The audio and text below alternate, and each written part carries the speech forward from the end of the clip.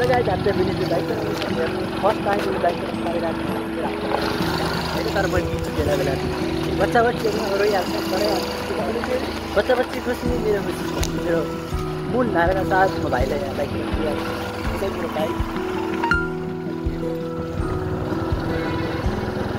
यस्तै छ यो हाम्रो मदौलियाको बाटो चाहिँ यस्तो हाम्रो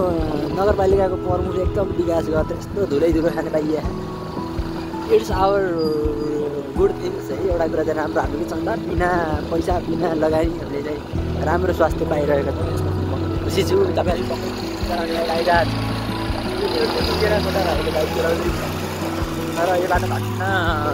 कहाँबाट बजेट परेन र यहाँ भस्कट ल्याएर खाना सर रहेछ मिलाइदिएँ तर फेरि कहाँ कहाँ भन्दाखेरि जहाँ बढी खाल्टो थियो त्यहाँ अब जहाँ त त्यो ठुलो खाल्टोमा त फरक पर्दैन गाडी सरेर गइहाल्छ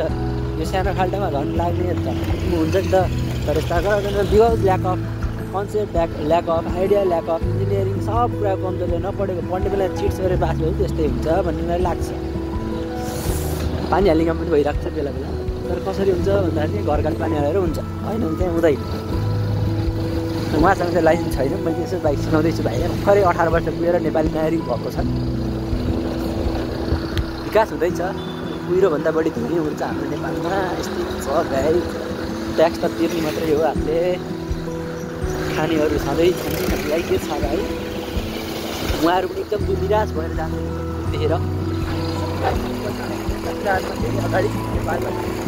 नकारात्मक कुराहरू अगाडि दिन्छौँ त्यही भएर सबै मिलेर साथ सपोर्ट गर्नुपर्छ नेताहरूलाई खाना दिनुपर्छ कसैले उनीहरूलाई पालन गर्नुपर्छ र यति भन्ने मेरो दुई चार शब्दहरू हेर्नु धन्यवाद।